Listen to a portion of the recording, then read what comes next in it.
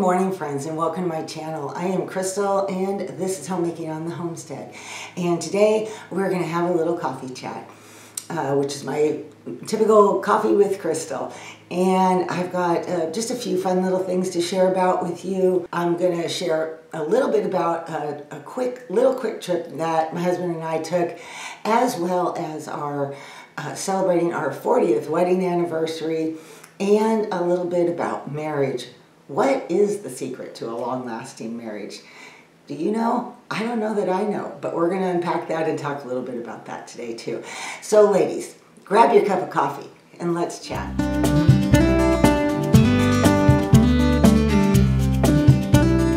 I find it so hard to believe, as I say this every month too. July is here. June just kind of seemed to fly on by, and now it's July, and my husband made the comment, the year's half over. I'm like, what, already? And I don't know, it's just, the older I get, the faster the years go by. That's all I can say, and I'm sure I've made that comment before, and I'm sure you guys can relate to that as well. But here we are in July. I'm a couple days ahead of the 4th of July holiday. So we're going to have my daughter and my grandkids and my two sons are going to come, and we're going to do a little hamburger barbecue, swim in our pond, and just kind of have a nice fun day and do some sparklers or whatnot after dark. And of course, by the time you're watching this, we will be on the other side of the 4th of July. So did you guys do anything special for the 4th? Did you have picnics? I know not everywhere allows fireworks. Some places are very strict. The county, one county over from us, you cannot have any fireworks there. And we're very close to the Oregon border, and Oregon has completely different firework laws than we do here in Washington. Do you have, can you use fireworks where you live? And did you, like I say, have picnics, barbecues, or did you just kind of stay in and just have a quiet evening? Well, as quiet as you can get with if you're close to wherever fireworks are going off. Or did you go and see a big display? I remember doing that as a kid. Now there are just so many people. Things that just, the cities have grown so big, and the traffic, and oh my goodness. So I'm just not a people-y person like that, so I can't do that. So we are going to do our own thing. Anyway, let me know what you did for the 4th. Things on our homestead have been really busy, especially for my husband, as it's the busy time of year when all the stuff is growing, and as you've seen pictures of my homestead, we have a lot of trees and bushes and things around, and it just can get totally a jungle out here if my husband does not keep it under control. So he's been spending a lot of time doing that. He has plans. We've got another area of our house he wants to paint this summer. And so he has a lot of summer type plans that we had to wait until the weather started improving, which it slowly is finally. Anyway, so our anniversary was coming up, and we decided that we wanted to go and just get away a little bit, do something kind of fun. Okay, I just got called away. Now I'm jumping back in, and it's like, where did I end? So we had planned to take a short little trip for our 40th wedding anniversary. And we went up to the town of Coeur d'Alene, Idaho. We love it up there. Idaho, northern Idaho is so beautiful. And that little town is just one of our little favorite places to go. Super sweet. It's one of those places where you can walk up and down the streets, all kinds of neat little shops to go into. It's right on the edge of a huge, gigantic lake, Lake Coeur d'Alene. And so there's all kinds of boating things going on, just lots to see. And we had a fantastic time. And I was texting with one of my daughters, and of course she was congratulating me, as all of our kids did, and me and Dad. And she said, what's the secret, Mom, to a long-lasting marriage? She said it kind of tongue-in-cheek because she knows she's seen our life from the time she was a young girl to where she is now married with her own family. Anyway, but it really got me thinking. It's like, yeah, well, what if I had to tell somebody what is the secret to a long-lasting marriage? That's what got me thinking. I'm like, I'm going to think on that, and that sounds like a great topic to chat with you guys about too. But before I get into that, which I will just shortly, we're going to talk about kitchen and cooking, and what do y'all have going on in your kitchen, or what have you been cooking, and have you been doing a lot? I know for so many people the heat doesn't make you want to heat up your kitchen. And I was even thinking of, because we have a heat wave coming, and I'm like, this would be a good opportunity to think of summer meals that don't heat up the kitchen. And I know things like salads are always a great option, but any other options or any other thoughts on that is kind of where my brain's going, and for a future video. So obviously, if y'all have any great summer meals that you enjoy making that don't heat up the kitchen, let me know, because I can share those in my video too. Anyway, so today though, as you can see, I'm in a long sleeve t-shirt. And what's funny is that day after tomorrow, we could be up to 100 degrees. So remember I told you, if you watch my videos, that we just have this flip that happens at right after the 4th. And it's a very common saying around here that summer starts the 5th of July. So anyway, that's what we have coming up. Anyway, so for today though, because I'm not looking for something quick and easy well, I'm always looking easy, right? But I'm not looking for anything that doesn't heat up the kitchen today. So my plan is to make some Italian chicken and linguine.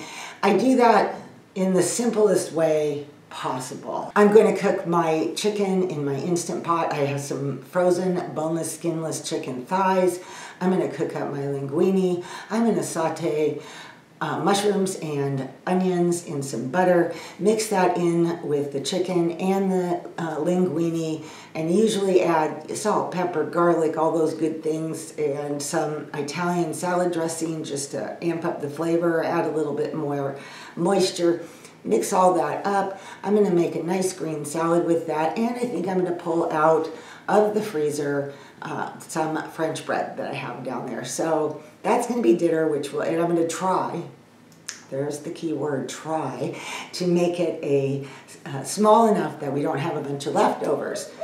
Because tomorrow we're going to do a big hamburger barbecue with my family. So anyway, that's what I have going on. And because I've been away in town, I haven't really didn't do any cooking the last few days.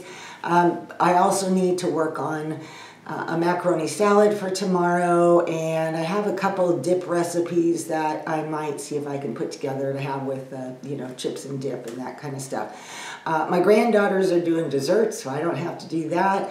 My daughter is bringing all the fruit, so I don't have to do that part. And yeah, I think, a few other add-ins that my other kids that are coming, my other sons that are coming, I think we're going to have a nice little barbecue without a whole lot of fuss. So that's what's been cooking in my kitchen.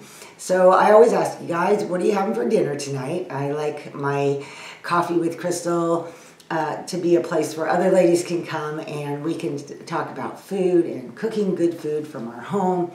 And I like to share so we can all be an inspiration to each other. I think that is oftentimes really needed, especially if you get in a cooking rut, It's just like, what do I do? I'm tired of the same things. Well, it's nice to know. Let me go look on that page and see, or on that video, her last Coffee with Crystal or something like that. I don't know. But anyway, see if you get some inspired ideas. So down in the comments below, let me know what you're having for dinner tonight, as well as letting me know any fun, good, yummy things that you're cooking or did cook up for the 4th this week, in the last few days at least. And let me know what kind of fun things you did during the 4th too. I think I already asked you that, but I got interrupted, so excuse me if I'm repeating myself. Okay, now it's time to switch topics and move on to the secrets to a long-lasting marriage. So if you're waiting for me to tell you those secrets, I'm sorry to disappoint you. I am definitely no kind of marriage expert, despite having been married for 40 years. It is just very interesting. I do have some thoughts, so that's what I'm going to share. But before I share my thoughts, I went online to find out, okay, under Christian marriages, what do the, experts, the people that write articles about marriage and the secrets to a long-lasting marriage. So my husband and I have been married for 40 years. We had a rough start. Neither of us were saved, and we actually lived together for 2 years prior to that. And then we kind of all of a sudden happened within a few months period of time. We both got saved and we got married. And And it's been, 40 years, 8 kids, 17 grandchildren later, here we are. And and so you would think, oh, well, you've got all the secrets. Well, like I said, I don't. So what do the experts say? And I think these are all like these basic things that any of us ladies who have been married for any amount of time would completely say, yeah, every marriage needs these things. So I wrote a few down, which I'm going to read to you. A strong foundation, putting God first, good communication, trust and honesty, forgiveness and grace, time and prayer. Those were the most common ones I saw as I was going through my little search. And when those are like basics for anybody's marriage, that any of us should have those basic items. But I gave it more thought from my own perspective, and that's what I wanted to share with you a little bit today. I felt like the most important thing that first came to my mind is that marriage can be at times a lot of hard work. You take two imperfect people, you bring them together, and there's just going to be always something, especially early on in the years as you are trying to learn how to live together, learn how to function together, learn how to have common goals together, that there are times when that is just a lot of hard work. And I think sometimes we forget that marriage is a gift, that, we should really work hard to treasure, protect, and celebrate. It's an amazing thing. When things do function, marriage is absolutely the most amazing thing. And the thing that I have found in the years that we've been married is that the longer we're married, the longer we've been together, it actually gets so much better. One of you sweet ladies one time said to me, it's the blessing of old love, and versus the new love, where there's a lot of romance and a lot of excitement and a lot of wonderful things, but when you stand the test of time and you get as far in as we are, you experience, she said it so beautifully, old love.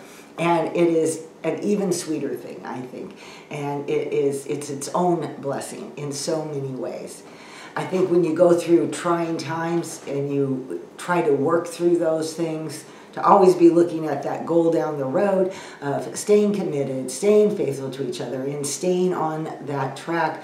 And you will experience that blessing that comes with just being faithful and to what God has called the two of you together to do. So obviously, a marriage needs to be Christ-centered, and that needs to be the foundation. And that faith in God, that trust in God is something that the two of you always need to be holding as the most important part of your marriage. In light of that, I was thinking of the best Bible verse that I could use to describe what I think is very important, or most important, actually, in your marriage. And it is from Matthew 22, 36 to 40.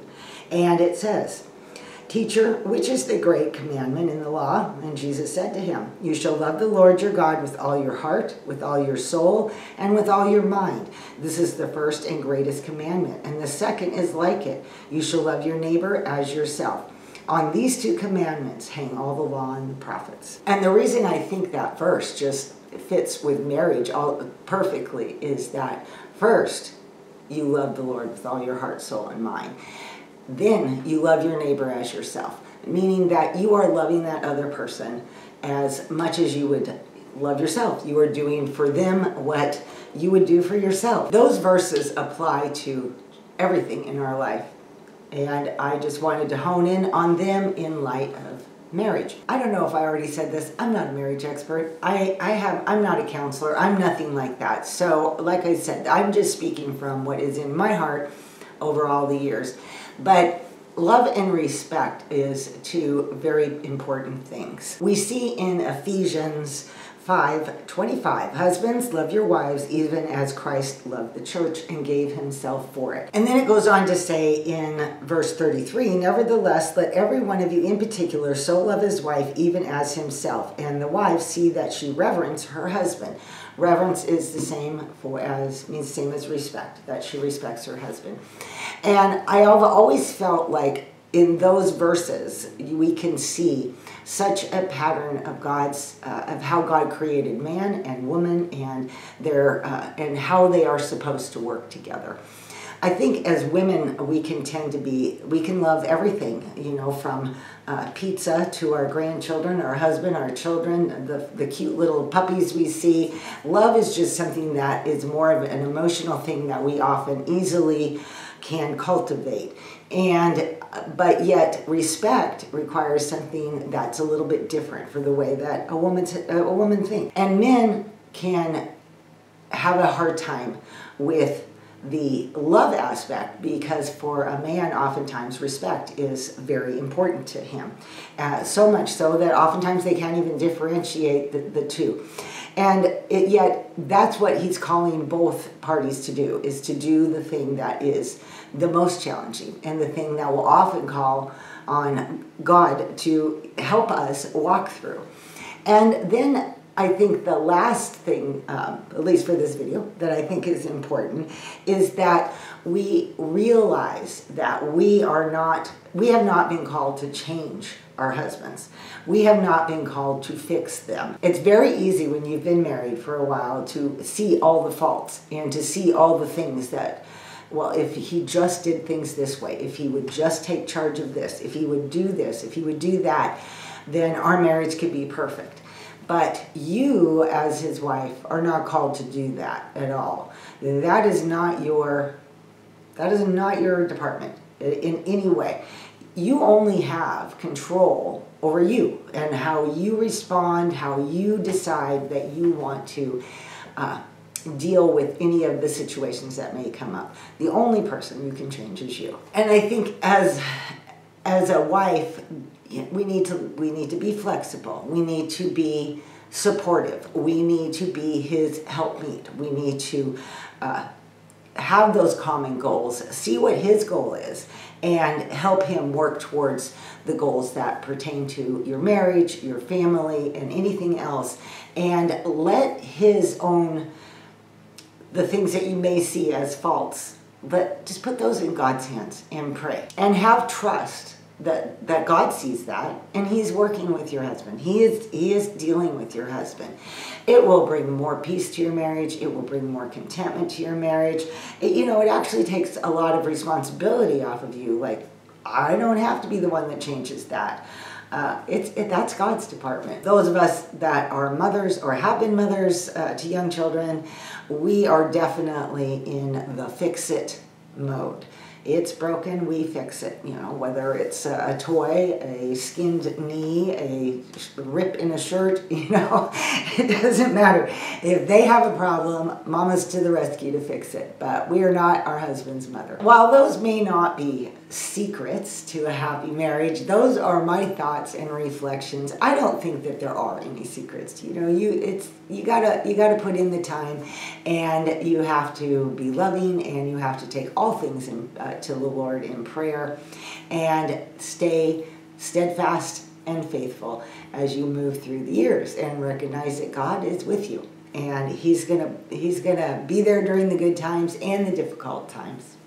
If you have any tips or things that you would like to add to what I said, I would love to hear those. I know I didn't cover everything. I know there is a whole lot more I could say. I had several pages written down of just thoughts and ideas and tips and whatever.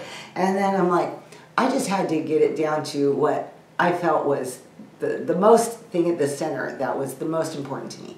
That's what I felt like I needed to kind of hone everything down to and share that with you today. And I would love to hear from you guys, because one of the things that I have absolutely come to love about you ladies is that so many of you are in that same age range that I am, some a little older, some a little younger, but I have a lot of empty nesters on here, and I think that with age comes so much wisdom, and I have valued the wisdom that you all share like you would not believe. I think it is amazing to be able to speak that wisdom just in the comment section, and to know that other ladies are reading that and gaining from all of that too. So share your wisdom, share your thoughts, share your Bible verses, anything that you feel would be a blessing to other ladies. And even younger ladies. I do have a lot of younger ladies that watch me too. I have heard from many of you through emails and things like that. So I know that you're out there. And let's just share that. Okay, ladies, I'm going to get moving here today because I've got some preps to do for tomorrow. And I need to get this video edited. I have a house that needs some attention, all those good things. I need to finish up doing my daily dues and move on with my day. But I just have thoroughly enjoyed having my cup of coffee with you.